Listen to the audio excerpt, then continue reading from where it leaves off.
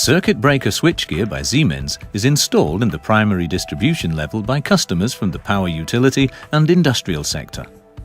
Combined with the vacuum switching technology of the circuit breaker, the gas insulation of these switchgear assemblies provides a high level of security of operation and personal safety. Here, the choose and execute principle ensures faultless operating sequences. Choose and execute means that the three-position disconnector can generally be operated only when the circuit breaker is in the open position. So, a choice is made regarding the planned switching operation, choose, which is then completed by closing the circuit breaker, execute. We'd like to show you this principle in more detail, using NXPlusC as an example. To disconnect a feeder from the bus bar and to earth it subsequently, the circuit breaker is first switched to the open position. Only after the interrogation lever has been pushed down and the control gate has been pushed to the left can the three-position disconnector be switched to the open position by turning the operating lever counterclockwise.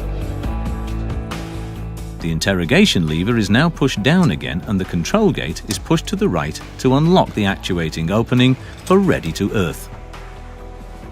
Turning the operating lever clockwise switches the three-position disconnector to the ready to earth position.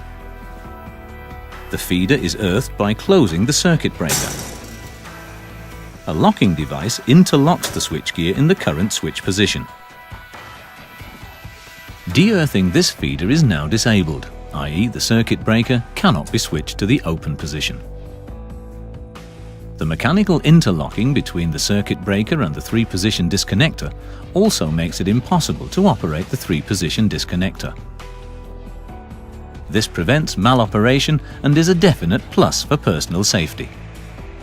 To de-earth this feeder, the padlock must first be removed, rendering the locking device inoperative. The circuit breaker can then be switched to the open position and hence the feeder can be de-earthed.